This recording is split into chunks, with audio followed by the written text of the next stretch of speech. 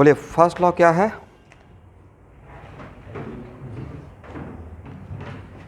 तो student Faraday का first law of Faraday, right? W directly proportional to Q, is it right? और इसी का दूसरा फॉर्मेट में लिखे थे W directly proportional to I into T, implied W equal to Z into Q, यहाँ से implied W equal to Z I T. यहाँ पे Z का नाम क्या दिए थे, जल्दी से बोलते रहिएगा। Constant known as, okay very good. अब यहाँ से if Q equal to 1 coulomb, अगर Q का वैल्यू 1 कूलम कर दिया जाए तो W कितना हो जाएगा? W equal to Z।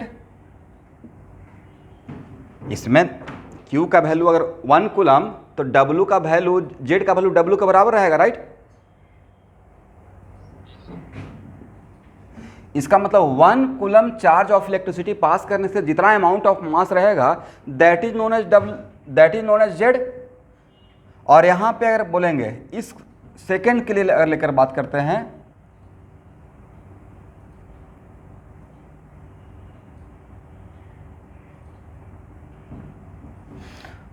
तो सेकेंड सिचुएशन में अगर I equal to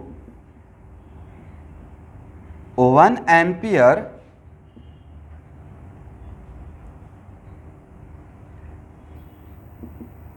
and T equal to 1 second, 1 ampere for 1 second, तो 1 एम्पियर इंटू 1 सेकेंड ही तो 1 कूलम है, राइट? तो अगर इसमें I इक्वल टू 1 एम्पियर और 1 सेकेंड तब भी W इक्वल टू Z। तो ये बात एक ही बात है ना, बस चीज़ों को देखने का नज़रिया अलग है। कहने का सेंस है मोटा मोटी 1 कूलम, राइट? और सबसे इंटरेस्टिंग बात है कि हम लोग ये चीज़ जानते हैं 1 फैराडे इक्वलेंट टू कितना, 1 इक्वलेंट ना? ये मैं पिछले क्लास में पढ़ाया था, राइट?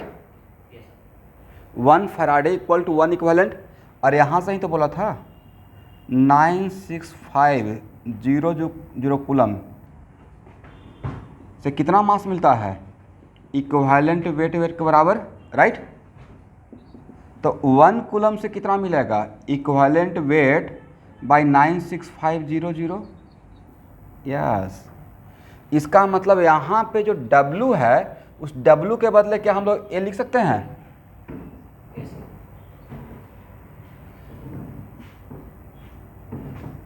इसका मतलब है कि W इक्वल टू जो Z हुआ, Z इक्वल टू W, इस W का वैल्यू इतना ग्राम लिख सकते हैं एवरीवन,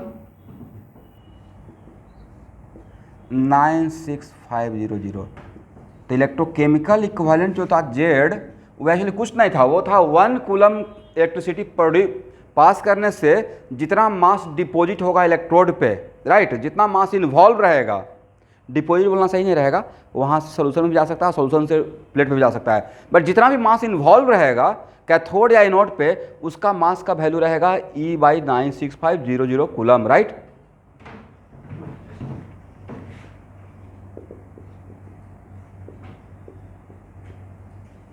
यहाँ तक सबको अगर समझ में आ गया तो आगे बढ़ूंगा। समझ में आ गया है एवरीवन? ये तो पिछले क्लास में यहाँ से बिफोर फर्स्ट लॉ ये तो मैं पहले से ही बना कर रेडी रखा हूँ। इसका मतलब है कि is it Z is constant for all substance? It depends on equivalent weight. जिसका इक्विवेलेंट वेट ज़्यादा है उसका Z का वैल्यू ज़्यादा रहेगा, और जिसका इक्विवेलेंट वेट कम है उसका Z का वैल्यू कम रहेगा, करेक्ट? इसका मतलब equivalent weight increases, value of Z increases and vice versa, correct?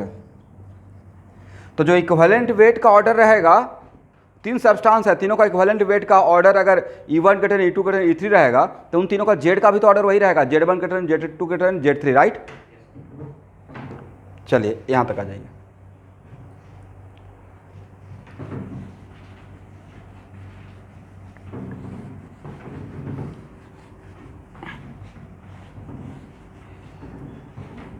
Vernier caliper पढ़ रहे हैं ना, क्वेश्चन सेट कर आज ऑलमोस्ट कर ही दिया हूँ फिजिक्स और मैथ का, और उसमें जितना भी सिलेबस में है सब पार्ट से क्वेश्चन रहेगा, किसी भी पार्ट को छोड़ नहीं रहा हूँ।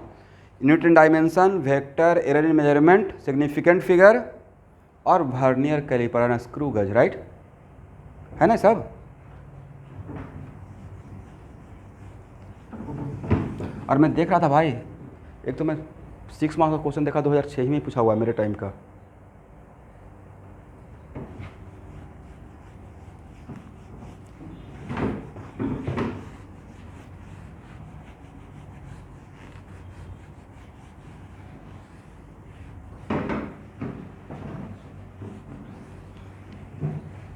चलिए, तो अब क्या हो गया, W equal to Z into Q.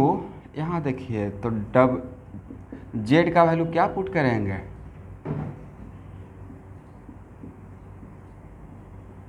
Correct everyone.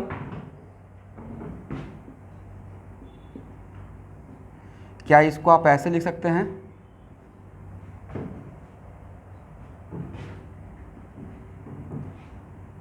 यहाँ देखना है,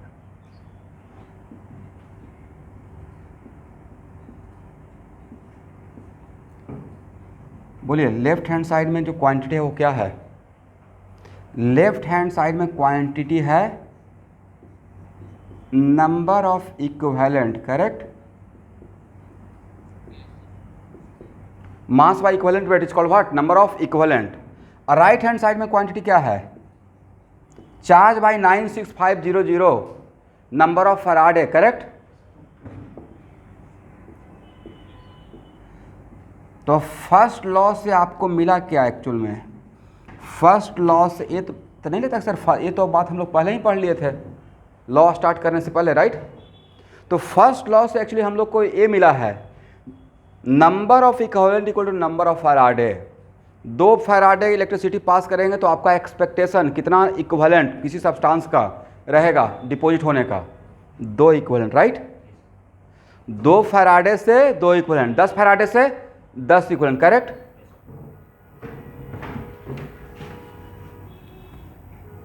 ऐसा कभी होगा कि 10 फैराडे से 10 फैराडे पास कर रहे हैं और 12 इक्विवेलेंट मिल जाएगा, बट ऐसा कभी होगा कि 10 फैराडे पास कर रहे हैं और 8 इक्विवेलेंट मिल जाएगा, यस होगा भाई। नो सर नहीं बोलना है शुभांकर। देखते हैं, पहले जब हम लोग खरीद के लाते हैं ट्यूबलाइट तो इलेक्ट्रिसिटी जितना खर्च हो रहा है मोटा मोटी जो उस पर लिखा रहता है उतना ही वो लाइट देते रहता है, राइट। बाद में क्या होता है कि बिजली बिल सर बहुत आ रहा है लेकिन लाइट नहीं दे रहा है, रोशनी नहीं दे रहा है, बल्ब पुराना हो गया, करेक्ट। या समटाइम्स ऐसा होता है कि इलेक्ट्रिसिटी जा रहा है और एसी ठंडा ही नहीं कर रहा है, होता है ना ऐसा। उसमें गैस खत्म हो गया तो इलेक्ट्रिसिटी तो कंज्यूम करेगा, आप ऑन कीजिएगा तो इलेक्ट्रिसिटी नहीं खाएगा, खाएगा, यस। इसका मतलब समटाइम्स ऐसा भी हो सकता है कि जितना आप इलेक्ट्रिसिटी खर्च करेंगे तो आपका एज ए कंपनी का आप ऑनर हैं तो आपका रहेगा कि कैलकुलेटेड है कि 10 फैराडे से आपको मैक्सिमम एक्सपेक्टेशन 10 रखना है, बट समटाइम्स क्या होगा कि मशीन पुराना होने लगा तो आपका इलेक्ट्रिसिटी तो 10 फैराडे जा रहा है बट प्रोडक्ट जो बन रहा है, प्रोडक्ट जो प्लेट पे बन रहा है, डिपोजिट हो रहा है, वो 8 फैराडे 7 फैराडे। तब वहाँ पे निकालते हैं percentage of electrode efficiency. Plate पुराना हो गया, प्लेट में जगह जगह होल हो गया है, करेक्ट। तब उस टाइम पे क्या निकालने के लिए पूछा जाएगा, परसेंटेज ऑफ इलेक्ट्रोड इफिशियंसी। तो परसेंटेज ऑफ इलेक्ट्रोड इफिशियंसी का मतलब number of equivalent in reality produce at plate are divided by theoretical number of equivalent into 100। Theoretically आपका एक्सपेक्टेशन कितना रहेगा, नंबर ऑफ फैराडे से ज़्यादा एक्सपेक्टेशन रहेगा नहीं रहेगा, लेकिन कम तो हो सकता है, कम हो सकता है। क्यों कम हो गया, इलेक्ट्रिसिटी खा रहा है लेकिन नहीं बन रहा है सर, मशीनरी पुराना हो गया, राइट। तो ज़्यादा 10 फैराडे से 11 इक्विवेलेंट नहीं बनेगा बट 10 फैराडे से 8 इक्विवेलेंट हो सकता है, करेक्ट, ऐसा हो सकता है। तो उस टाइम पे हम लोग क्या करेंगे, तो उस टाइम पे क्वेश्चन पूछा हुआ है find out percentage of cathode efficiency या find out percentage of anode efficiency, इसको लास्ट में हम लोग पढ़ेंगे, ठीक है, यहाँ पे हम ब्रीफ कर लेंगे।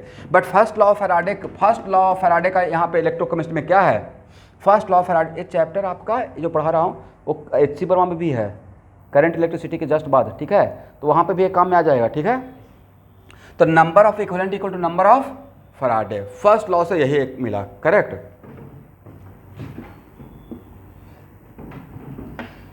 तो प्रॉब्लम सॉल्व करने का ट्रिक क्या हुआ, यहाँ देखिए प्रॉब्लम सॉल्विंग के लिए आपको लग रहा है एक लाइन का, लेकिन इस पर बढ़िया बड़ा प्रॉब्लम बनेगा। प्रॉब्लम सॉल्व करने का ट्रिक है क्वेश्चन कैसे पूछा जा सकता है, यहाँ पे कैसे क्वेश्चन आ सकता है। देखिए यहाँ पे क्वेश्चन ऐसे आ सकता है, आपको मैंने दे दिया नंबर ऑफ इक्विवेलेंट, आइडियल, अब जब तक कुछ नहीं मेंशन किया रहेगा तब तक आप आइडियल सिचुएशन ही सोचिएगा, राइट। तो आइडियल मतलब क्या कि जितना फैराडे रहेगा उतना इक्विवेलेंट बनेगा। तो मान लेते हैं कि नंबर ऑफ इक्विवेलेंट आपको दे दिए, नंबर ऑफ इक्विवेलेंट दे दिए और आपको टाइम भी दे दिए, ये भी दिया हुआ है। अब तब पूछ रहे हैं कि मेरा करंट कांस्टेंट करंट का सप्लाई था, तो करंट का वैल्यू क्या होगा, क्या निकाल पाएंगे? एक मिनट, कैसे? Number of equivalent, problem solving trick बता रहा हूँ। Number of equivalent equal to number of Faraday करेंगे, और नंबर ऑफ फैराडे के लिए लिखिएगा 96500, और क्यू के बदले क्या लिख सकते हैं, I इंटू टी 96500। अब भाई ए पता है, ए पता है, ए पता है और ए पता है, तो यहाँ से करंट नहीं निकल जाएगा। दूसरा काम क्या कर सकते हैं, दूसरा काम कर सकते हैं, यहाँ देखिएगा आई दे देंगे और टी दे देंगे और तब मास पूछेंगे, निकल जाएगा। कैसे निकलेगा? तो सर आई दे दिया और टी दे दिए, तो मुझे 9A बन निकल गया, नंबर ऑफ फैराडे। हाँ ना बोलते रहे भाई, तभी तो आगे बढ़ेंगे, निकल जाएगा ना। ए निकल गया तो this equal to number of equivalent, number of equivalent what, W/E, और E पता ही रहेगा, तो क्या W निकल जाएगा। तो यही प्रॉब्लम सॉल्व करने का तरीका रहेगा। अब सम टाइम्स में ऐसा भी तो हो सकता है कि I इक्वल टू 2T + 4 दे दें, और इतना कितना टाइम तक, तो कोई बात नहीं है सर। चार्ज निकालने के लिए चाहे I कांस्टेंट हो या वेरिएबल हो, we know that how can we find out the total charge, right. Is it compulsory कि ऑलवेज प्रॉब्लम में केमिस्ट्री में 99% है कि कांस्टेंट करंट दिया जाएगा, बट आप फिजिक्स का भी स्टूडेंट है तो इज कंपलसरी कि ऑलवेज कांस्टेंट करंट रहेगा। अगर वेरिएबल करंट का भी वैल्यू दे दें और टाइम लिमिट दे दें कि 0 से 10 सेकंड तक, तो क्या हम लोग टोटल चार्ज नहीं निकाल पाएंगे? मुझे तो करंट वेरिएबल है, कांस्टेंट से मतलब ही नहीं है, मुझे टोटल चार्ज निकाल के इसे डिवाइड करना है, राइट। चलिए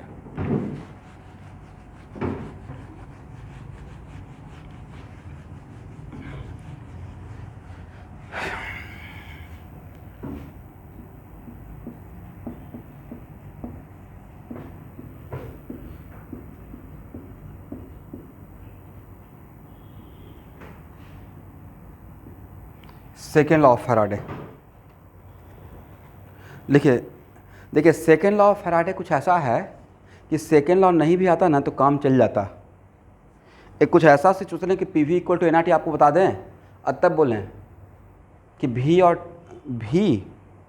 एंड N कांस्टेंट है, V एंड N, तो P और T में क्या रिलेशन है, क्या आप नहीं बता पाएंगे? अब sir P directly proportional to T, कुछ ऐसा ही सेकेंड लॉ है, मतलब फर्स्ट लॉ से ही मेरा काम चल जाता, बट फिर भी इसको पढ़िए। The amount of different substance, the amount of different substance deposited bye, the amount of different substance deposited by same quantity of electricity, the amount of different substances deposited bye the same quantity of electricity are proportional to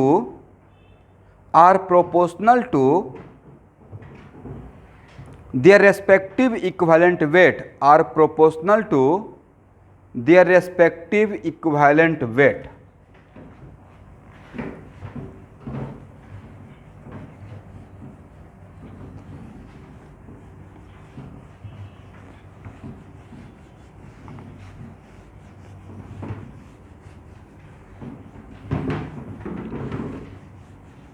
फिर से पढ़िए तो, the amount of different substances deposited by same quantity of electricity are proportional to their respective equivalent weight, correct. मतलब W directly proportional to equivalent weight if Q is constant, correct. तो भाई यहाँ पे देखना है W इक्वल टू जो first law से जो मिला था, यहाँ देखिएगा फर्स्ट लॉ से क्या मिला था, W इक्वल टू व्हाट, यही तो मिला था। This is the formula from first law, ये फर्स्ट लॉ का फार्मूला है। क्या यहाँ से हम लोग Q को कांस्टेंट कर देंगे तो नहीं बोल सकते थे कि इफ Q इज कांस्टेंट तो W directly equal to E? ये कुछ नया बात था या सेम ही बात था?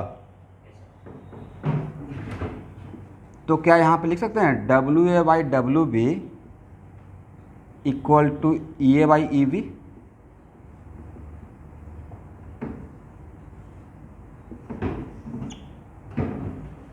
WA by WB equal to what, EA by EB। इसका लेकिन ये बात बोलने के लिए what is keeping constant, Q is keeping constant, correct. WA by WB equal to EA by EB, but when Q is keeping constant. क्या WA by, अब इसी को उल्टा करके आप ऐसे लिख सकते हैं WA by EA equal to WB by EB, Q, लेकिन Q इज कीपिंग कांस्टेंट। अब भाई ये तो ऐसे भी होना चाहिए था। यहाँ देखिए ये क्या है जो ब्रैकेट कर दिए, पढ़िए पढ़िए,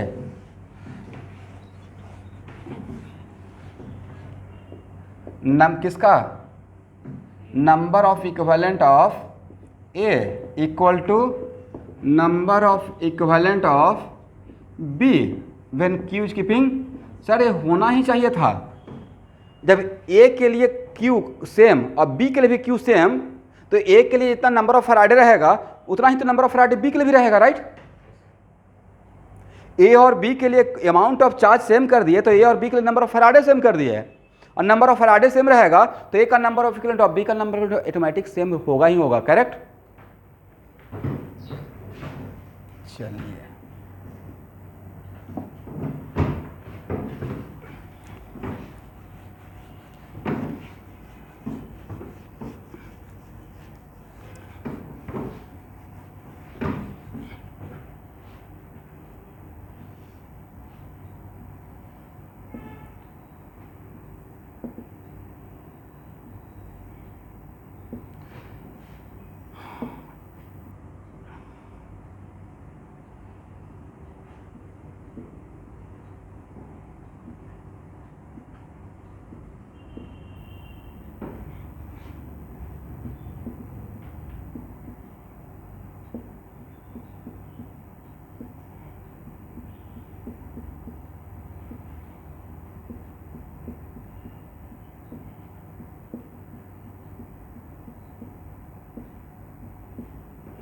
यहाँ देखिए, मान लेते हैं कि मेरा ये है कैथोड, एनोड, और ये है कैथोड, और आउटसाइड से पावर सप्लाई कर रहे हैं इलेक्ट्रोलिसिस के लिए। अच्छा स्टूडेंट बताइए, कैथोड पे करंट का वैल्यू और एनोड पे करंट का वैल्यू डिफरेंट रहेगा या सेम रहेगा? सर ये तो सेम एलिमेंट है, किसी भी सेम सर्किट में। यहाँ देखिएगा बीच में कोई, यहाँ देखना है बीच में कोई नोड है, ब्रांचिंग है, तो वी नो दैट करंट का रूल है सेम एलिमेंट में same current, right. Same element में सेम करंट, तो जितना करंट यहाँ पे आते रहेगा, जितना करंट का वैल्यू यहाँ रहेगा उतना ही करंट का वैल्यू तो यहाँ रहेगा। तो सेम टाइम इंटरवल में it is very important to note that, वो जब लॉ बना रहे होंगे तो इन दोनों प्लेट के लिए सोच रहे होंगे, करेक्ट। तो सेम टाइम इंटरवल में यहाँ पे क्यू का total amount, total quantity of electricity anode पे और total quantity of electricity cathode पे डिफरेंट रहेगा या डैम से और सेम रहेगा? सेम रहेगा, राइट। इसका मतलब है Q at anode must be equal to Q at what, cathode, correct. वजह दोनों के लिए करंट का वैल्यू सेम रहेगा और सेम टाइम इंटरवल ले लिए, तो यहाँ आई का वैल्यू और यहाँ पे अगर ऐसा रहता कि यहाँ पे आई का वैल्यू कुछ और, यहाँ पे आई का वैल्यू कुछ और, तब अलग बात था। बट जो करंट यहाँ पे रहेगा वही करंट यहाँ पे रहेगा, तो सेम इंटरवल ऑफ टाइम में कैथोड और एनोड पे तो सेम ही क्वांटिटी ऑफ इलेक्ट्रिसिटी पास करेगा। दैट्स वाई अगर यहाँ पे सब्सटेंस डिपॉजिट ए हो रहा है और यहाँ पे सब्सटेंस बी है, तो नंबर ऑफ फैराडे ए और नंबर ऑफ फैराडे बी पे सेम फैराडे है, तो ए का इक्विवेलेंट और बी का इक्विवेलेंट तो सेम रहेगा, right.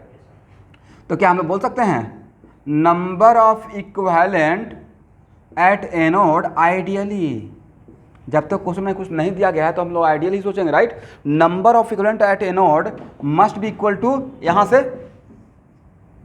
Number of equivalent at cathode. क्यों ऐसा सोचेंगे भाई? क्योंकि सर दोनों के लिए Q कांस्टेंट है, राइट। यहां देखिएगा, हो गया।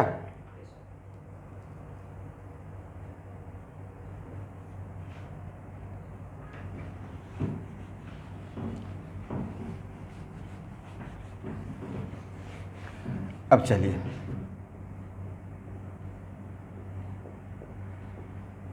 परसेंटेज ऑफ इलेक्ट्रोड इफिशियंसी, ध्यान से सुनिएगा, percentage of electrode efficiency. Electrode efficiency का मतलब एक साथ में एनोड और कैथोड दोनों का बात कर रहा हूं, राइट। तो परसेंटेज ऑफ एनोड इफिशियंसी के लिए क्या हम लोग बोल सकते हैं नंबर ऑफ इक्विवेलेंट एक्सपेरिमेंटल, मतलब जो रियलिटी में मुझे मिल रहा है, राइट, और divided by number of equivalent expected. आप एक्सपेक्टेशन मैक्सिमम कितना कर सकते हैं? बोलते ही नहीं हैं। जितना इलेक्ट्रिसिटी पास कीजिएगा नंबर ऑफ फैराडे से ज़्यादा एक्सपेक्टेशन रहेगा, नहीं तो लॉ फेल कर जाएगा, right. But number of Faraday से कम इक्विवेलेंट हो सकता है बिकॉज प्लेट खराब हो गया, correct. That's why number of percentage of electrode efficiency equal to number of equivalent experimental और divide by number of equivalent expected. Expected कितना बराबर रखना है, मतलब ये theoretical, right. Number of equivalent expected equal to क्या लिख सकते हैं नंबर ऑफ फैराडे, मतलब ये मेरा कौन सा वैल्यू रहेगा, एक्सपेरिमेंटल या थियोरेटिकल? थियोरेटिकल। तो अगर ऐसा क्वेश्चन, अगर यहाँ देखिएगा परसेंटेज ऑफ, इस ऑब्वियसली क्लासेस आने में प्रॉब्लम है तभी मैं पढ़ा रहा हूँ, तो एक्चुअल इस टाइप का क्वेश्चन आएगा तो अब तो बन जाएगा एक्सपेरिमेंटल पता रहेगा, एक्सपेक्टेड भी पता रहेगा, राइट।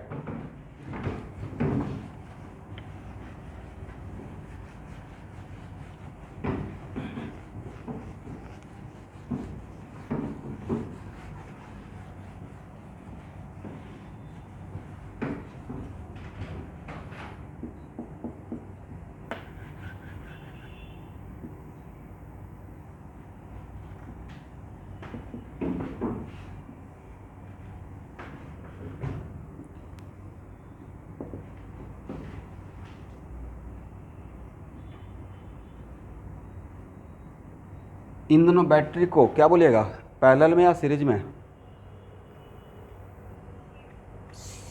Very good.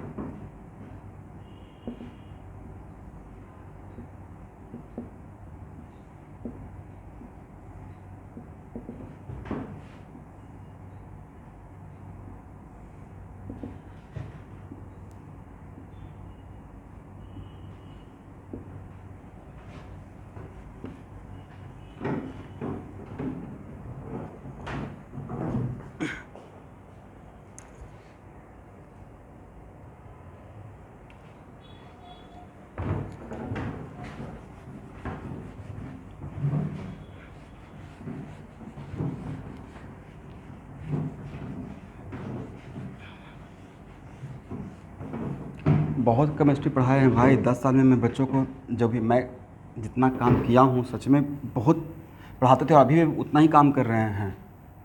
और बिल्कुल ऑनेस्टली कोशिश करते हैं कि एकदम सब्जेक्ट का समझ हो।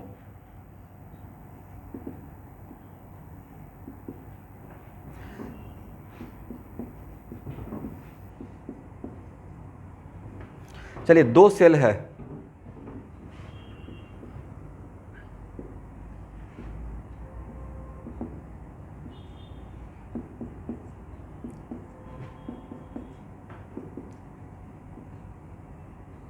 क्या यहाँ पे बोल सकते हैं कि सर दोनों सेल ए और cell B both electrolytic cell are in series? क्यों सर? यहाँ का जो करंट रहेगा वही करंट तो यहाँ पास करेगा, वही करंट तो वापस यहाँ जाएगा, और वही करंट तो यहाँ से वापस चला जाएगा। इसका मतलब ये जो मैंने डायग्राम बनाया वो इसमें both electrolytic cell are in parallel या are in series? Cell A and cell B both are in series, correct. और दोनों सेल अगर सीरीज में है तो मेरे पास 2 सेल का 4 प्लेट है, राइट। तो चारों प्लेट में number of Faraday different different रहेगा या सेम फैराडे रहेगा? तो क्या ये बोल सकता है number of equivalent at plate 1 must be equal to number of equivalent at plate 2 equal to number of equivalent at second law से at plate 3 must be equal to number of equivalent at plate 4? क्यों बोल सकते हैं? क्योंकि सारे plate के लिए क्या कांस्टेंट है? चार्ज कांस्टेंट है, राइट। टोटल चार्ज कांस्टेंट है।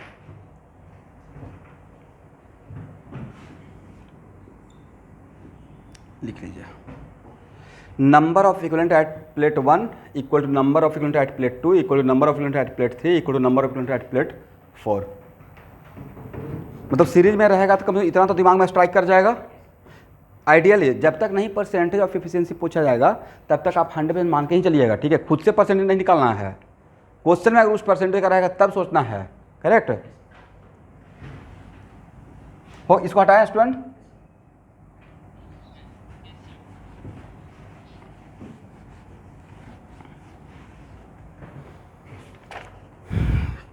चलिए तो इसमें सबसे बड़ा वाइटल रोल थ्योरी इतना ही था, फर्स्ट लॉ और सेकंड लॉ, ठीक है। तो सबसे बड़ा पॉइंट क्या रहेगा प्रॉब्लम सॉल्व करने का? एवरीवन सर इसमें सबसे बड़ा प्रॉब्लम सॉल्व करने का रहेगा ट्रिक, एक ही लाइन को ट्रिक है, number of equivalent equal to number of Faraday, right.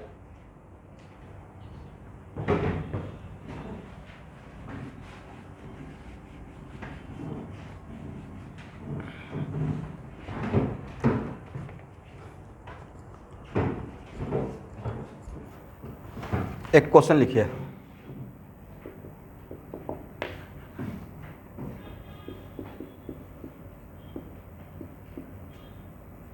How many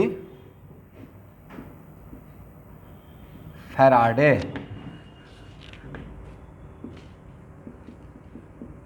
of electricity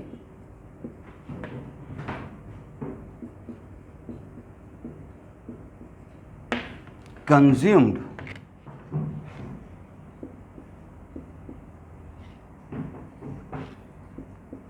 in the conversion of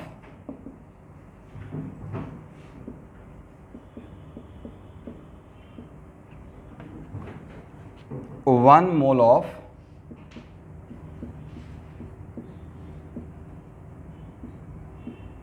nitrobenzene to aniline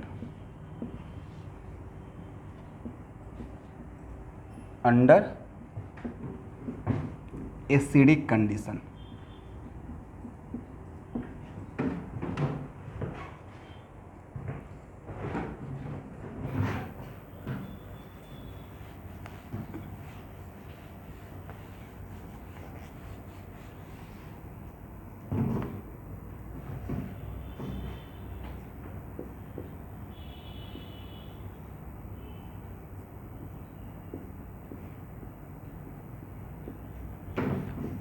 मतलब NO2 से क्या बनना है?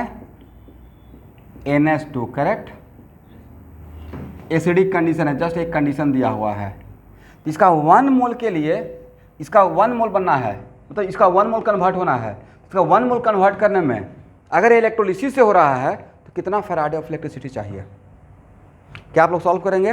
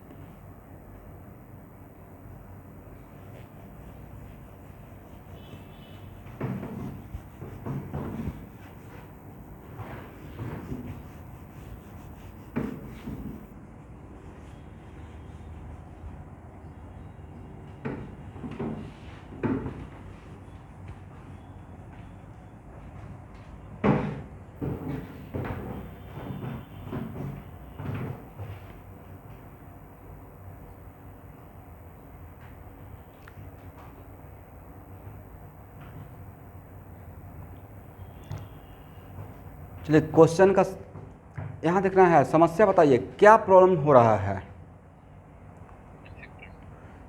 सर 1 मोल तो पता चल गया, नंबर ऑफ इक्विवेलेंट पता चल जाता, नंबर ऑफ फैराडे मैं बता दूंगा। Number of equivalent number of Faraday, तो मेन काम है यहाँ पे नंबर ऑफ इक्विवेलेंट निकालना। नंबर ऑफ इक्विवेलेंट कैसे निकलेगा, बिना एन फैक्टर का निकलेगा? नहीं निकलेगा। ए वाला पार्ट रिएक्शन में पार्टिसिपेट कर रहा है? नहीं कर रहा है। इतना तो पक्का पता है कि ऑक्सीजन का जाना रिडक्शन और हाइड्रोजन का आना इज ऑल्सो रिडक्शन, मतलब रिडक्शन हुआ है, NO2 से NH2 बनना। ये ऑर्गेनिक केमिस्ट्री में हम लोग को रिएक्शन पढ़ना है एक्चुअली, ठीक है।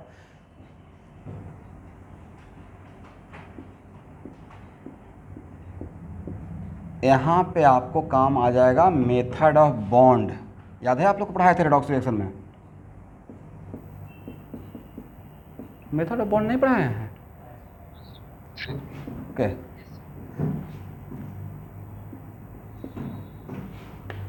बताइए, नाइट्रोजन का, इस नाइट्रोजन का ऑक्सीडेशन नंबर कितना?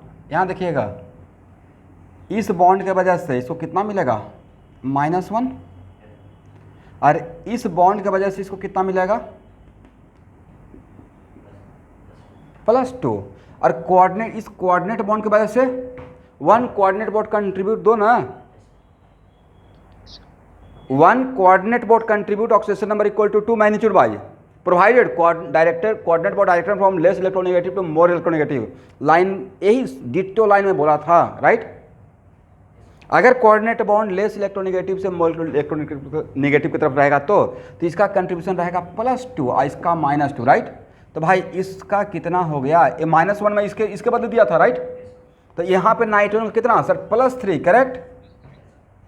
और यहाँ पे नाइट्रोजन का, इस नाइट्रोजन का, नाइट्रोजन और कार्बन की वजह से इसका -1 -1, करेक्ट ना।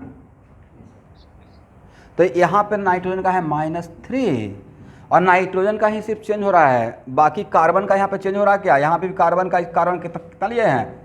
इस कार्बन की वजह से, इस नाइट्रोजन और कार्बन के बॉन्ड की वजह से इसका +1 दे रहे हैं, यहाँ भी +1 दे रहे हैं, राइट। मतलब बाकी का चेंज नहीं हो रहा है, सिर्फ किसका चेंज हुआ है? नाइट्रोजन का ऑक्सीडेशन नंबर का। दैट्स भाई n factor equal to alpha into by -x तो पढ़ाए थे आप लोग को। और यहाँ पे अल्फा का वैल्यू कितना? इस मॉलिक्यूल में अल्फा किसका, अल्फा क्या रहता है? जिस एटम कंपाउंड में जिस एलिमेंट का चेंज हो रहा है उसका कोफिशिएंट, राइट। तो इसमें तो नाइट्रोजन 1 ही है ना। अल्फा यहाँ देख के लेते हैं या यहाँ देख के लेते हैं? तो 1 और फाइनल कितना? -3 और इनिशियल कितना है?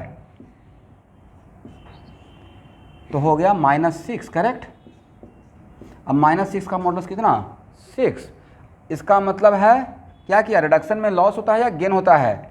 गेन किया, राइट। कितना इलेक्ट्रॉन? 6 electron, correct. और जितना नंबर ऑफ इलेक्ट्रॉन, यहाँ देखिएगा, चेंज इन ऑक्सीडेशन नंबर पर मॉलिक्यूल जो रहता है वही तो उसका n फैक्टर रहता है। What is the n factor? n factor 6, right. तो नंबर ऑफ इक्विवेलेंट अब निकल जाएगा, number of equivalent equal to number of mole. इतना आसान क्वेश्चन था नहीं, इंटू n फैक्टर। मोल कितना लेने के लिए बोले थे? 1 ना। तो नंबर ऑफ इक्विवेलेंट कितना? 6। और नंबर ऑफ इक्विवेलेंट जितना रहेगा उतना ही तो नंबर ऑफ फैराडे रहेगा। तो करेक्ट आंसर 6। ये बहुत टफ क्वेश्चन था बट बढ़िया क्वेश्चन था, राइट।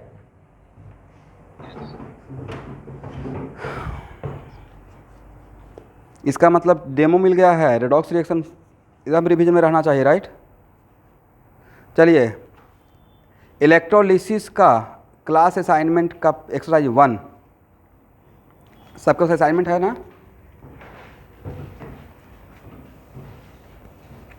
क्वेश्चन नंबर 1 पढ़िए।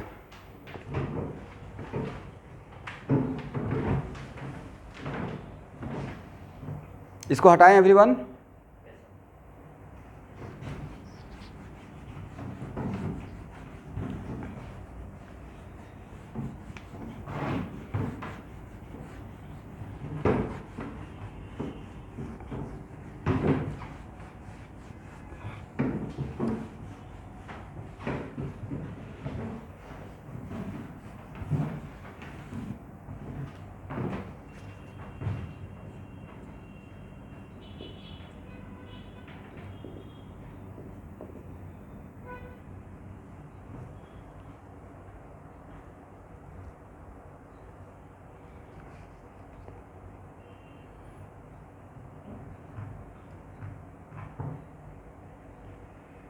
चलिए एक दो क्वेश्चन साथ साथ बनाते हैं। क्वेश्चन पढ़ लिए?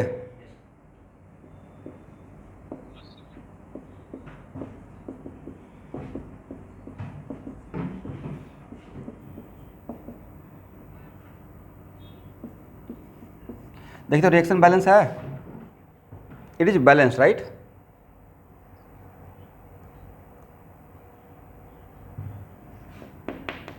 यहां देखना है बैलेंस है या नहीं है।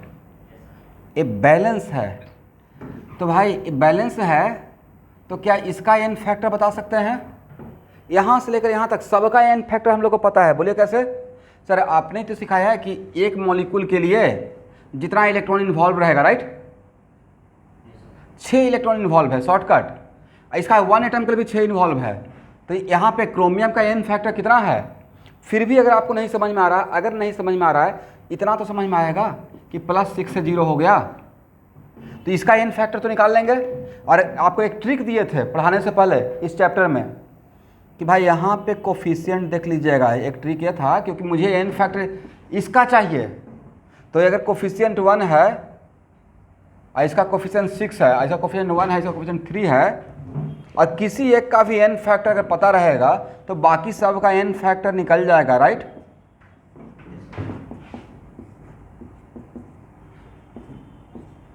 इसका मतलब क्रोमियम का यहाँ पे एन फैक्टर कितना है? क्योंकि आपसे मास पूछा गया है, क्रोमियम का प्रोडक्ट का पूछा गया है, तो मुझे प्रोडक्ट का ही तो एन फैक्टर इक्विवेलेंट वेट चाहिए। बिना इक्विवेलेंट वेट का मास निकाल पाएंगे? नहीं निकाल पाएंगे। चलिए, और तो इस क्वेश्चन में सबसे बड़ा काम यही था। Then what is the equivalent weight of chromium? Sir atomic weight by 6। Atomic weight कितना दिया हुआ है? दिया हुआ है एटॉमिक वेट। क्रोमियम कितना एटॉमिक वेट होता है? आरसीएम के पीछे देखिए तो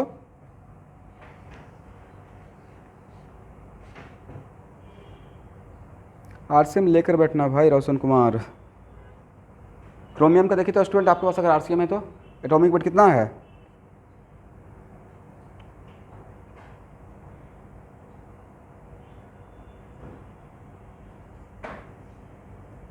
कितना?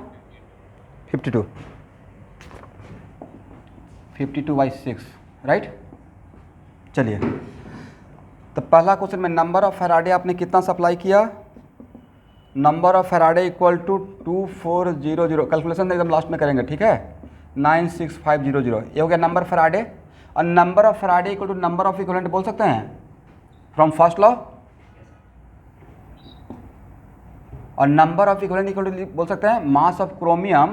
तो नंबर यहाँ देखिएगा इस क्वेश्चन में इसका नंबर ऑफ इक्विवेलेंट या इसका नंबर ऑफ इक्विवेलेंट या इसका डिफरेंट रहेगा या सबका नंबर ऑफ इक्विवेलेंट सेम ही रहेगा बाय पासिंग दिस। यस तो मुझे तो बट मेरा यहाँ पे इंटरेस्ट है क्रोमियम में, तो क्या बोल सकते हैं इक्विवेलेंट वेट ऑफ क्रोमियम। अब यहाँ देखिए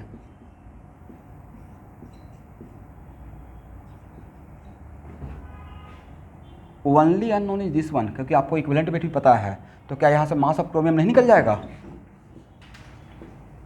मास of chromium equal to 2400 divide by 96500 into कितना?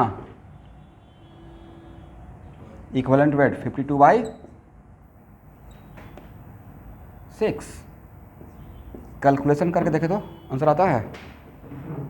एग्जैक्ट कैलकुलेशन कीजिएगा।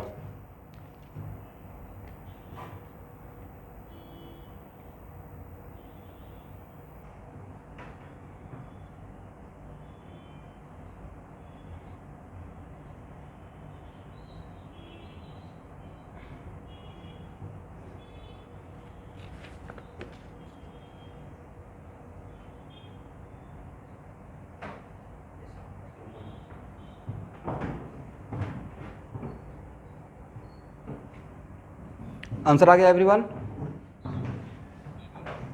नहीं आंसर तो 2.1554 ग्राम है।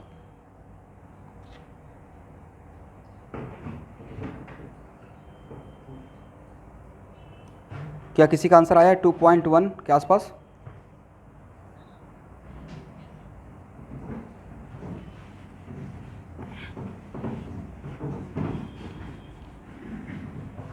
सेकेंड क्वेश्चन,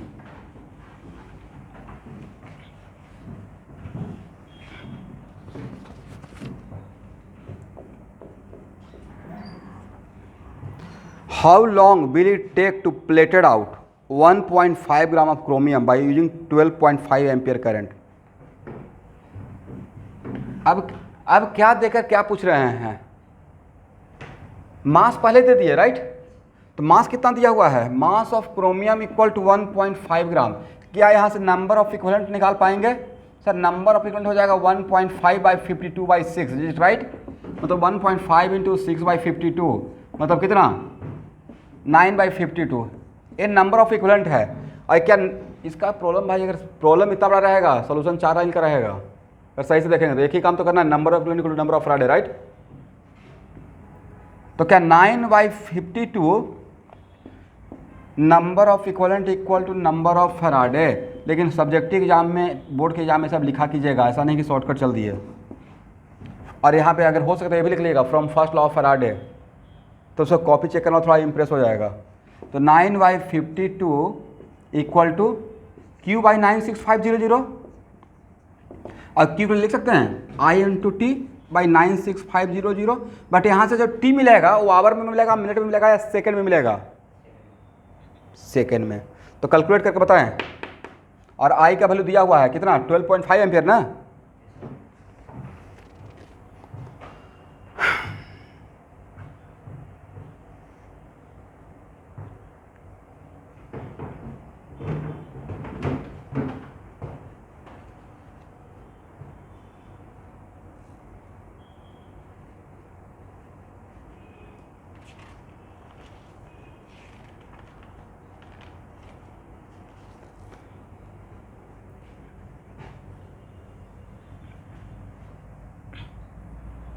आंसर आने पे बोलना भी है, अरे कैलकुलेशन हो जाएगा तो।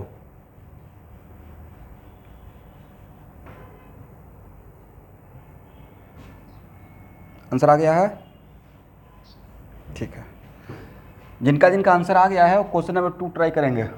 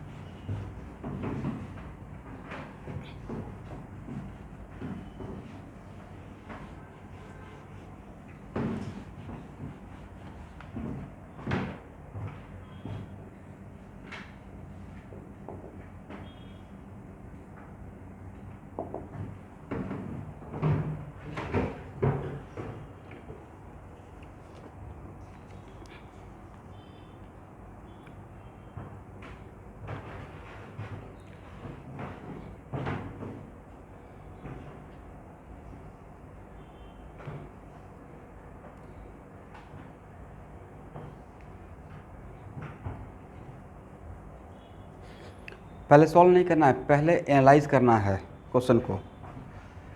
क्वेश्चन नंबर 2, स्टूडेंट इस क्वेश्चन को पढ़कर आपको ये नहीं लगा कि मुझे अगर इलेक्ट्रोलिसिस अगर नहीं करने आता कि कौन सा प्लेट पे क्या जाएगा, तब तक एक क्वेश्चन सॉल्व होता। अगर मैं यहाँ पे ऑक्सीजन गैस नहीं बोलता, या फिर भी अगर ऑक्सीजन गैस बोला भी गया है तो थोड़ा तो पता होगा कि ऑक्सीजन गैस कहाँ से रिलीज होगा राइट। आपको नहीं तक इस क्वेश्चन का कोर है कि how to do the electrolysis, किस प्लेट पे कौन जाएगा ये पहले डिसाइड करना है।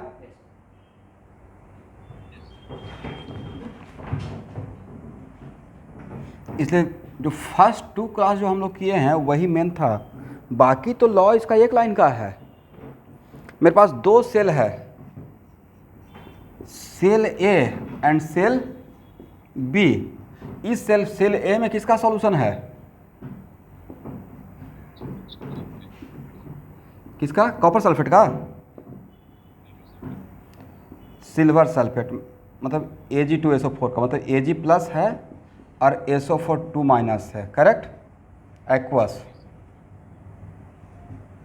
और इसमें कॉपर सल्फेट का मतलब कॉपर 2 प्लस एक्वस है एंड SO4 2 माइनस एक्वस है।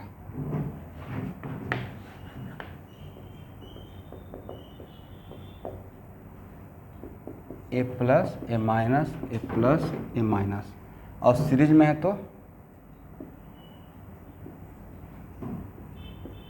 Something like this.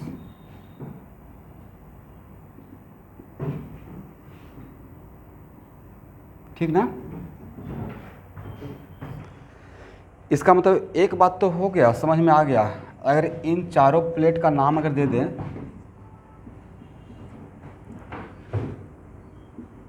तो number of equivalent at plate 1 equal to number of equivalent at plate 2 equal to number of equivalent at plate 3 equal to number of equivalent at plate 4। Faraday कौन सा law से? Second law से, right. क्योंकि Q क्या है सबके लिए? Constant है, करेक्ट। अब बोलिए स्टूडेंट, इस ए एग्जाम्पल और ए एग्जाम्पल तो पक्का में लिया होगा इलेक्ट्रोलिसिस करने के टाइम पे, करेक्ट। इसके प्लेट पे, सेल ए के प्लेट पे किसका कौन कौन इलेक्ट्रोलिसिस में होगा? यहाँ पे इस प्लेट पे कौन जाएगा? कैथोड। इसके कैथोड पे कौन जाएगा? रफ वर्क करके देखिए तो मुझे लगता है कि Ag प्लस जाना चाहिए, राइट। क्योंकि इसका रिडक्शन पोटेंशियल पॉजिटिव होता है और बाटा का रिडक्शन पोटेंशियल निगेटिव होता है। ए तो जाएगा ही नहीं, राइट। और इसके एनोड पे कौन जाएगा? सर वाटर जाएगा, करेक्ट है एवरीवन। और इसके कैथोड पे भी कौन जाएगा? सर इसके कैथोड पे भी Cu2 प्लस का, क्योंकि इसका रिडक्शन पोटेंशियल 0 प्लस 0.34 है। वाटर का रिडक्शन पोटेंशियल निगेटिव में होता है, करेक्ट। और इसके एनोड पे कौन जाएगा? सर एनोड पे सल्फेट नहीं जाएगा, एनोड पे ए जाएगा, वाटर जाएगा, राइट। इसका मतलब सेल ए और सेल बी दोनों के एनोड पे वाटर का ऑक्सीडेशन होगा और ऑक्सीजन गैस रिलीज होगा, करेक्ट। और दोनों के कैथोड पे, इसके कैथोड पे सिल्वर डिपॉजिट होगा और इसके कैथोड पे कॉपर डिपॉजिट होगा, करेक्ट ना। ए डिसाइड कर लिए? चलो लिख लीजिएगा। समझ में आ गया है? चलिए अब क्वेश्चन में क्या दिया हुआ है? The cell 1.6 gram of oxygen is liberated at anode of cell A. इसके प्लेट पे 1.6 ग्राम ऑफ ऑक्सीजन, तो भाई 1.6 ग्राम ऑफ ऑक्सीजन, ये मैं एक बात कर रहा हूँ एनोड ऑफ सेल ए का।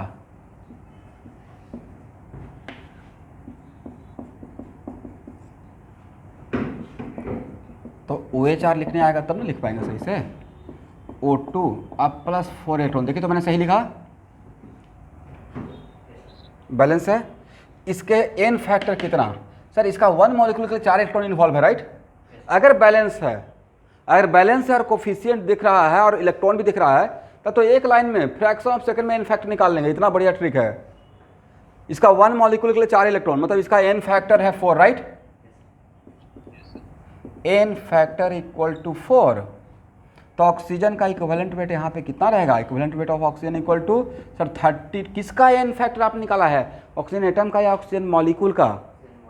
तो मॉलिकुलर, यहाँ पे मॉलिकुलर वेट बाई 4 लिखेंगे, मतलब 8 ग्राम, राइट। तो number of equivalent of O2 कितना? 1.6 बाई 8 कर दे। Number of equivalent of O2 divide करके कितना हुआ? 0.2 या 0.02? 0.2 है, 2। अब निकल तो गया। इसका मतलब अगर इस प्लेट पे नंबर ऑफ इक्विवेलेंट 0.2 है तो इस प्लेट पे भी नंबर ऑफ इक्विवेलेंट कितना रहेगा? 0.2। इस प्लेट पे भी नंबर ऑफ इक्विवेलेंट कितना रहेगा? 0.2। और इस प्लेट पे भी नंबर ऑफ इक्विवेलेंट कितना रहेगा? 0.2, राइट।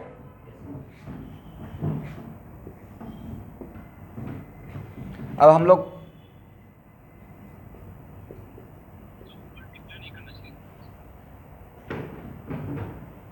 किसका? नहीं, आप ध्यान, मोल नहीं दिया हुआ है, नंबर ग्राम दिया हुआ। 1.6 gram of oxygen is liberated, और आपने निकाला है क्या? इक्विवेलेंट वेट, तो number of equivalent equal to क्या होता है, mass by equivalent weight, right. तो 1.6/8, 0.2, करेक्ट। इस डायग्राम को हटाएं एवरीवन।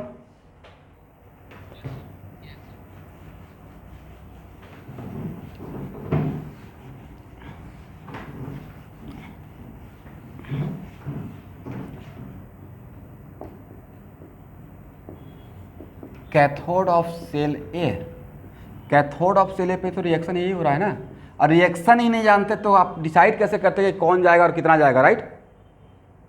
आपको सारे स्टूडेंट को समझ में आ गया what the importance of reaction की, किस प्लेट पे कौन सा रिएक्शन होगा। बोलते ही नहीं भाई, पता नहीं रक्षाबंधन में चुप क्यों हो गए हैं।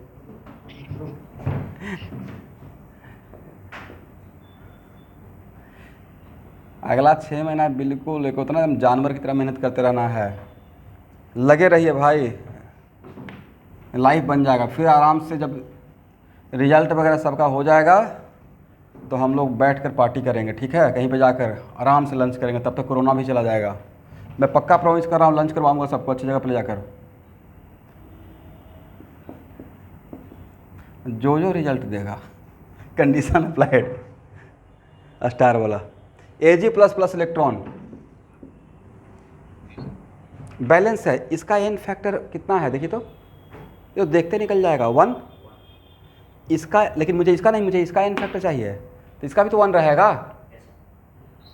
निकाल लेंगे ना जो ट्रिक दिए थे लेफ्ट से राइट तक इक्वल करने का। तो भाई n factor of silver, silver plus नहीं, silver 1, then what is the equivalent weight of silver, sir atomic weight by 1, कितना होता है एटॉमिक वेट सिल्वर का, 108, 108/1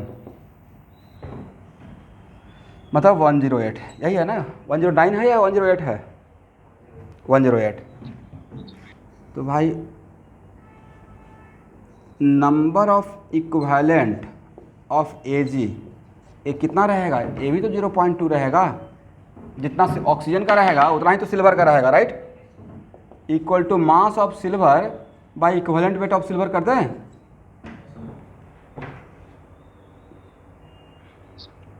करेक्ट ना।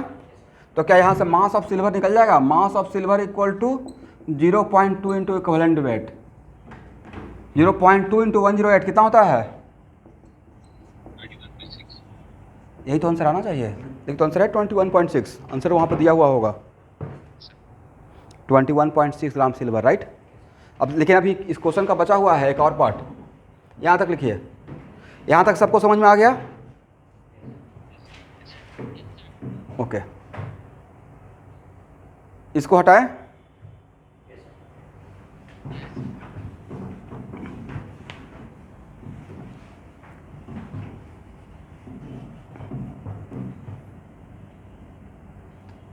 अब कैथोड ऑफ सेल बी,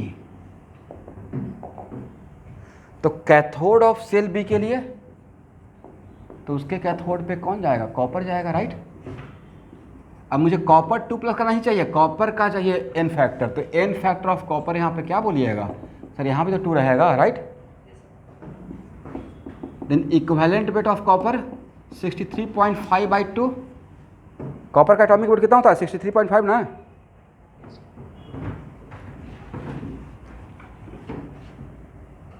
तो क्या यहाँ पे लिख सकते हैं, mass of copper divide by equivalent weight of copper, ये हो गया number of equivalent of copper and which is equal to what 0.2, सारे प्लेट पे नंबर ऑफ इक्विवेलेंट तो सेम रहेगा।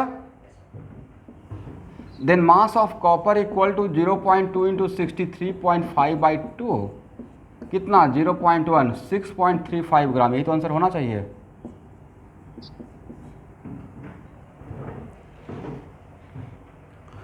तो इस क्वेश्चन से क्या सीखे, इस क्वेश्चन एक ही क्वेश्चन आप जान गए थे, इस क्वेश्चन बहुत आसान था, अचानक से अगर सीरीज वगैरह का नॉलेज नहीं रहता तब पजल होता, और प्लस अगर इलेक्ट्रोलिसिस पे पकड़ नहीं रहता कि किस प्लेट पे किसको जाना चाहिए तब भी दिक्कत होता, राइट।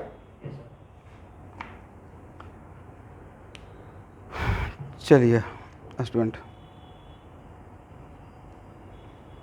क्वेश्चन नंबर 3 बनाइए।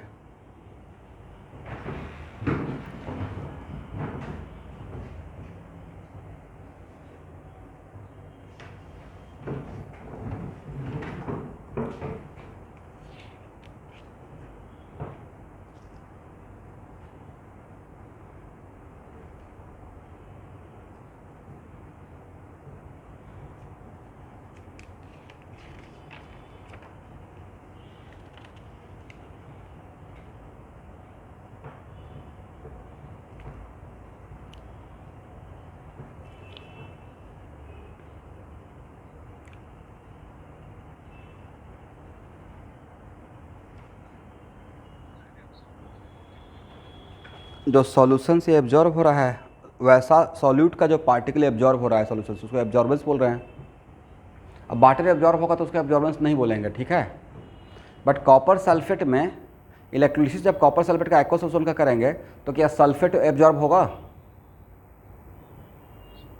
बट कॉपर 2+ तो एब्जॉर्ब होगा, राइट, और प्लेट पर डिपोजिट होता जाएगा। तो यहाँ पे absorbance is what? Cu2+, right. समझ गए एवरीवन? न्यू बैच का ज्वाइन नहीं किए हुए हैं क्या स्टूडेंट? किए हुए हैं।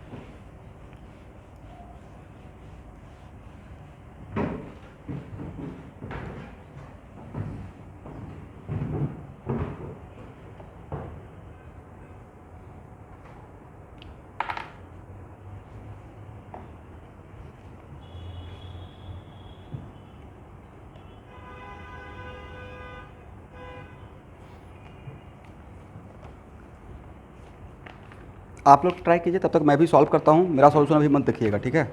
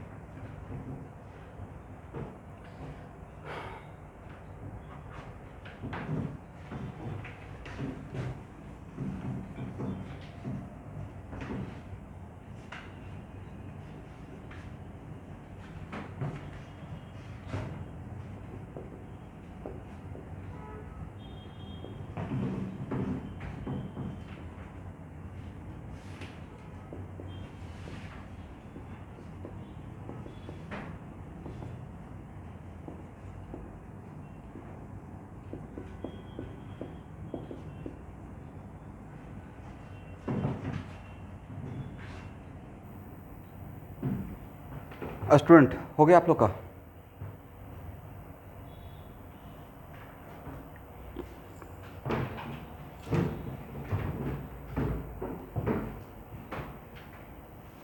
देखिए एवरीवन, क्या टोटल चार्ज निकाल लेंगे यहाँ से?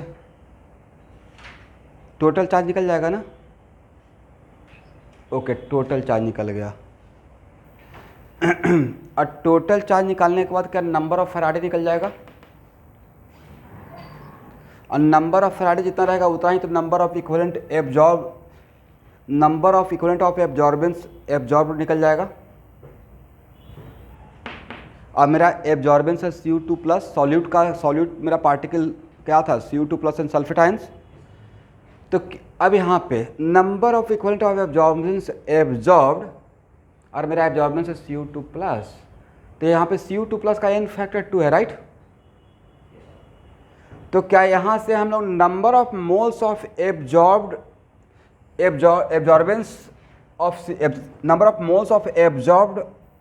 ऑफ Cu2 प्लस निकाल पाएंगे?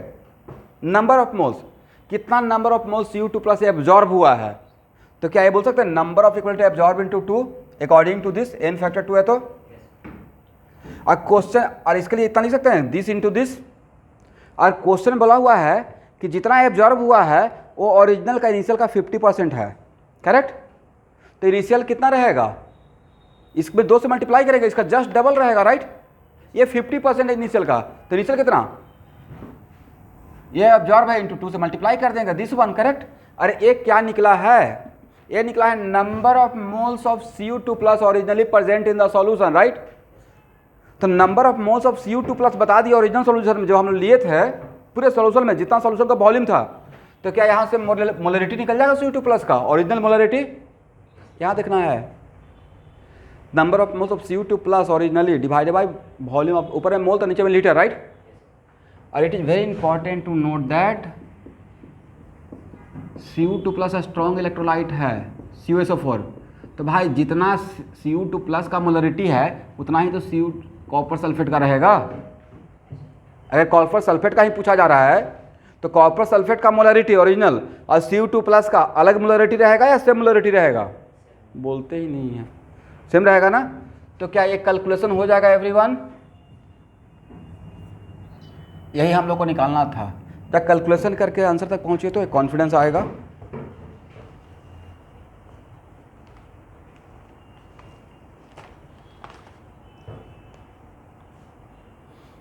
क्वेश्चन का थीम तो आप लोग समझ में आ गया ना आप लोग को? मैं सबसे पहले यहाँ गया, फिर यहाँ से यहाँ गया, फिर यहाँ से यहाँ गया, फिर यहाँ से यहाँ गया, यहाँ आया, यहाँ के बाद मैं यहाँ आया, उसके बाद फिर यहाँ पे मैंने लिखा, और यहाँ के बाद मैं यहाँ पे आया हूँ, और यहाँ के बाद मैं ये निकाला हूँ। और जितना Cu2 प्लस का रहेगा वही कॉपर सल्फेट का मोलरिटी कहलाएगा इस क्वेश्चन में।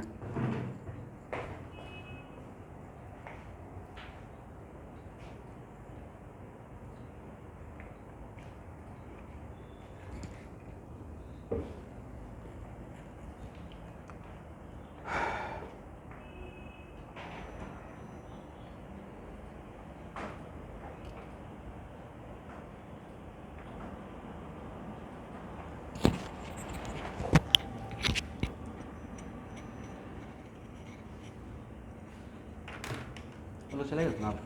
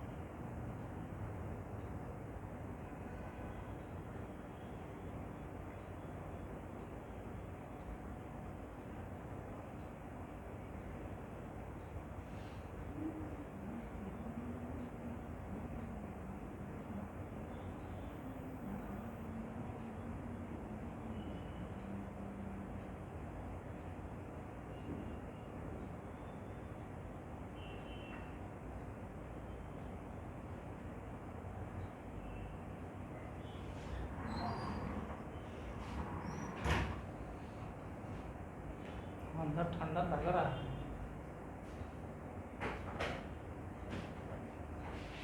उधर साइड में पड़ जाता है ना, दोनों थोड़ा देर चला देगा ना, फिर वो चला देगा तो ठीक है। साउंड आता है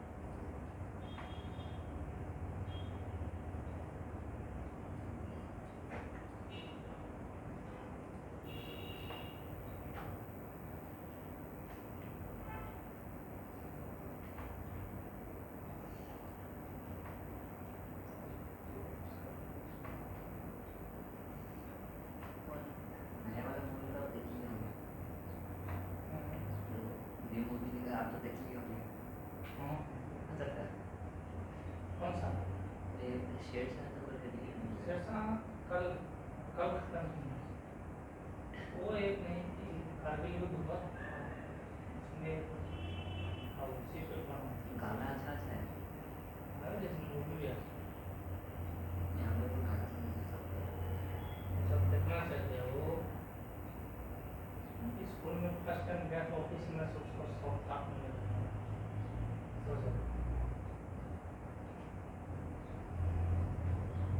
शौक शुरू से ही रहना चाहिए।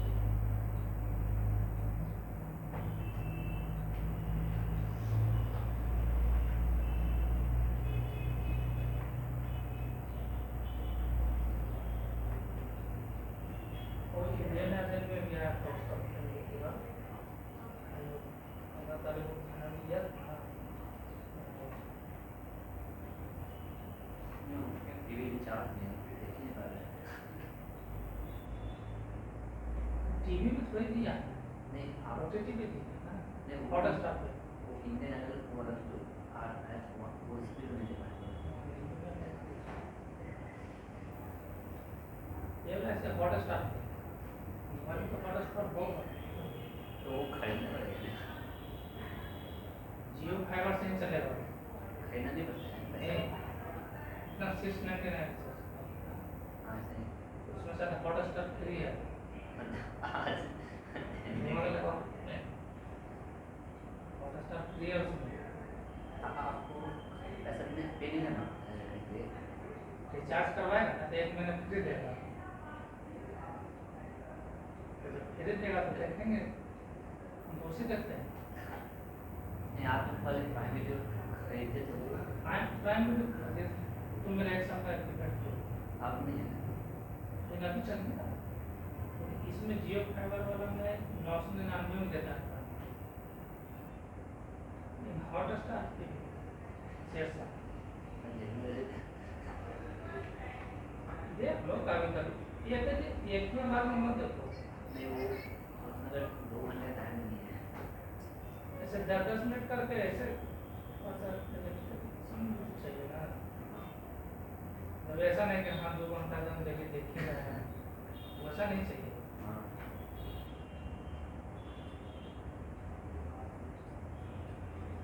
मेरा तो 3 दिन में खत्म। एक और आया था जब मतलब कुछ वो 5 दिन में खत्म।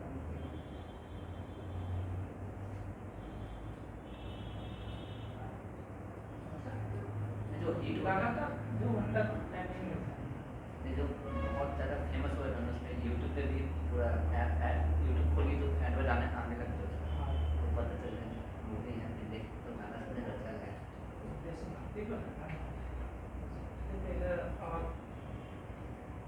मेजर कारगिल में हम बहुत बड़ा तो बोला पाकिस्तान में बैन बैन कर दिया उसको भी पाकिस्तान में नहीं चलेगा। बोल रहा है। पाकिस्तान में रिलीजन नहीं करना चाहिए था। बोला पाकिस्तान में काला करके दिखाया है उसे। ये वो मेजर आया हुआ था, बोला कि उसका एक सिपाही को पकड़ के लेकर चल गया वो लोग पाकिस्तान वाला, वो लोग कैसे टॉर्चर करता था, कान काट दिया, 2 दिन में से छोड़ दिया। अगला दिन गया, ये पूरा कोट निकाल दिया उसको चाकू से, फिर उसे छोड़ दिया। फिर ऊपर वाला दांत एक दिन गया, ऊपर वाला दांत पूरा तोड़ दिया, फिर छोड़ दिया उसे। फिर एक दिन गया, नीचे वाला दांत तोड़ दिया।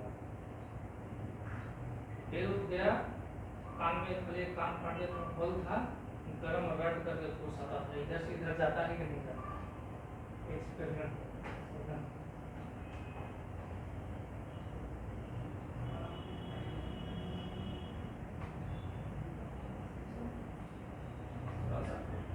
आर्मी में है तो लोग ट्रेनिंग वॉचिंग जो भी वजह मारेंगे नहीं चलेगा, इसका कोई उपाय नहीं है।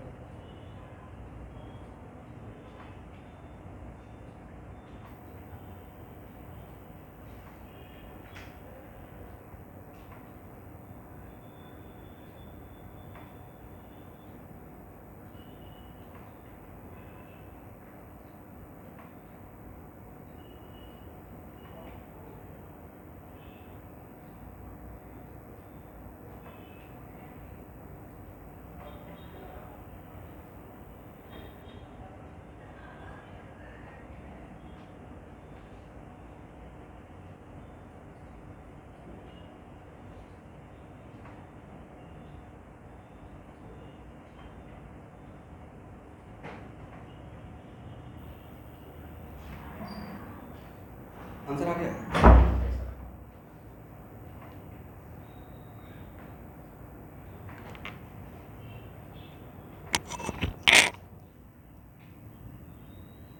Hello everyone,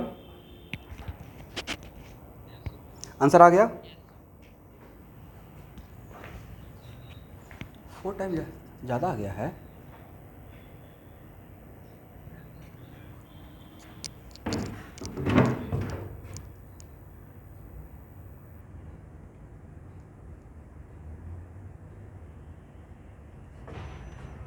millimole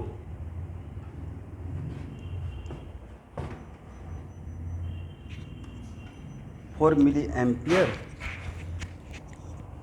50%। क्या आंसर तुम्हारा आया है एग्जैक्ट?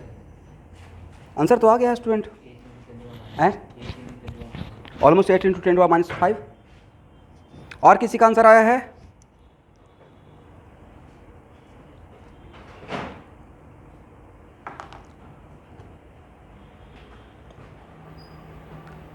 एवरीवन,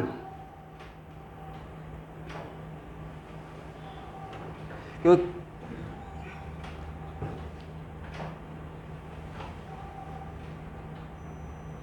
4 टाइम ज़्यादा हो जा रहा है 1 बाई, ज़्यादा तो नहीं होना चाहिए, कहीं पे तो कुछ मिस्टेक है नहीं।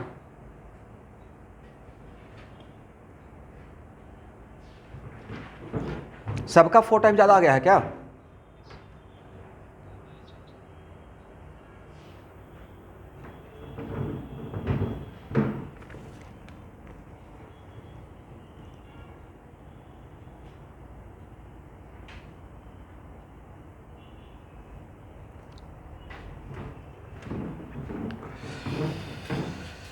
Number of Faraday equal to this one, तो 4 into this right, number of equivalent absorb is this, तो नंबर ऑफ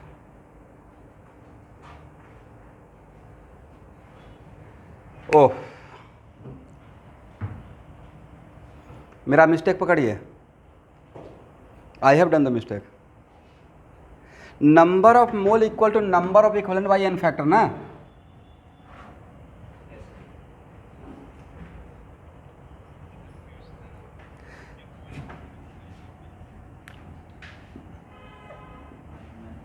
मैं अपना मिस्टेक खुद ही पकड़ा हूँ, आप लोग मुझे बताया नहीं है, मैं जल्दीबाजी में, समझे वेदांत कहाँ पे मिस्टेक हो गया?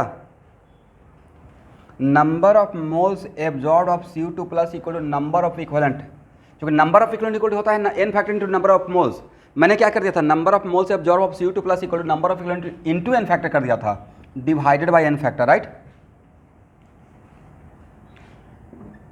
तो यहाँ पे 2 हो जाएगा करेक्ट, और तब यहाँ पे number of moles of CO2 plus originally present in the solution equal to, just double करेंगे तो 2 और 2 कैंसिल, तब कितना बचेगा Q बाई 96500, ये हो गया मेरा नंबर ऑफ मोल्स करेक्ट। अब आंसर आ जाना चाहिए, ठीक है, डिवाइड कर लिए थे, ओके ओके। देख एग्जाम नहीं, एक एक्चुअली में होता है सिली मिस्टेक, सिली बहुत बड़ा मिस्टेक है, एज ए टीचर भी नहीं होना चाहिए, बट बाकी प्रोसेस जो था मतलब तरीका वो बिल्कुल करेक्ट था, मतलब क्वेश्चन बड़ा था लेकिन लेंदी नहीं, बहुत स्मार्टली इसको सॉल्व कर दिया हूँ, करेक्ट स्टूडेंट।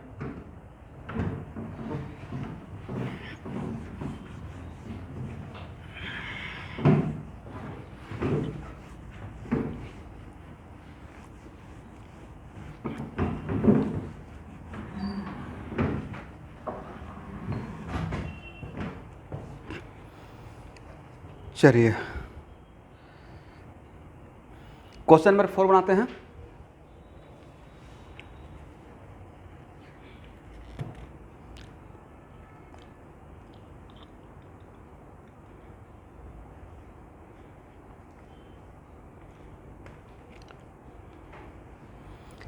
कौन सा लैंप है? किसी टाइप का एक लैंप है, नाम दिया हुआ है, ठीक है, ठीक है।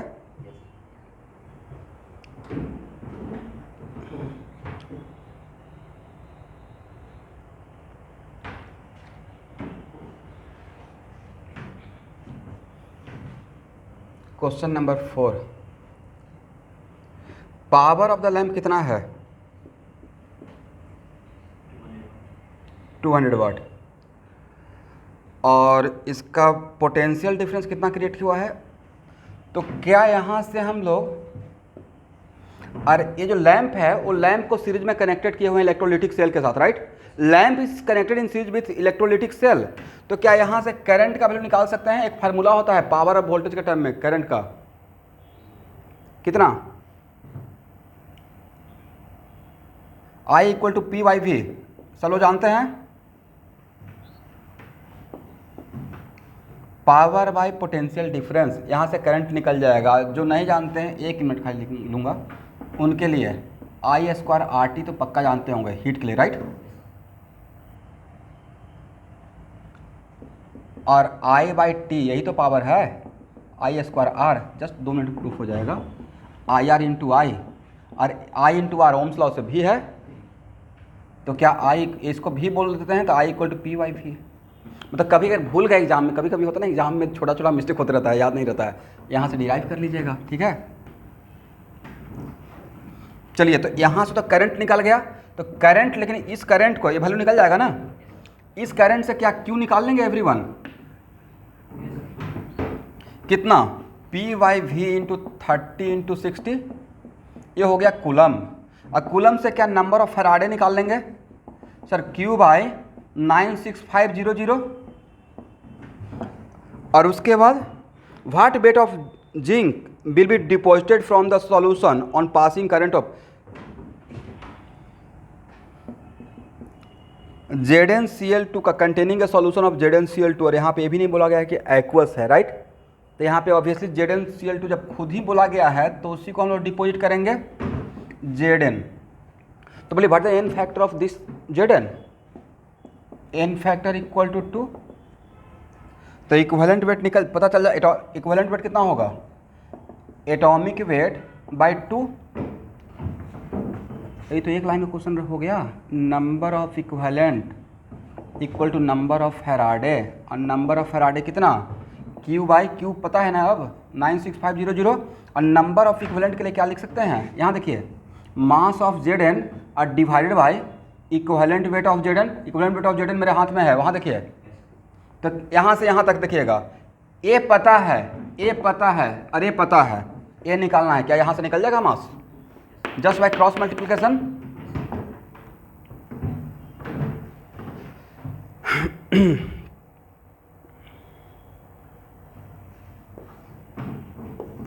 तो mass of Zn equal to, calculation कर लेंगे आप लोग स्टूडेंट, क्यों निकाल कर हो जाएगा ना। तो तब तक मैं ब्रेक लेता हूँ, और जब सॉल्यूशन क्लास लेने के लिए इन करूँगा तब कैलकुलेशन करके एक बार क्रॉस चेक करके बता दीजिएगा कि सर आंसर आ गया था। तो स्टूडेंट आप लोग को आपकी मर्जी है, अगर ट्राई करते हैं बहुत अच्छी बात है।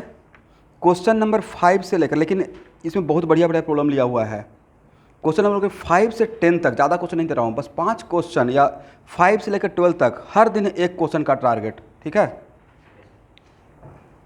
ऐसे इसको मैं सॉल्व करूँगा क्लास में। तो देखिए इसके बाद जो इलेक्ट्रोकेमिस्ट्री में आपका बचता, एक मिनट, हाँ, इसके बाद जो इलेक्ट्रोकेमिस्ट्री में बचेगा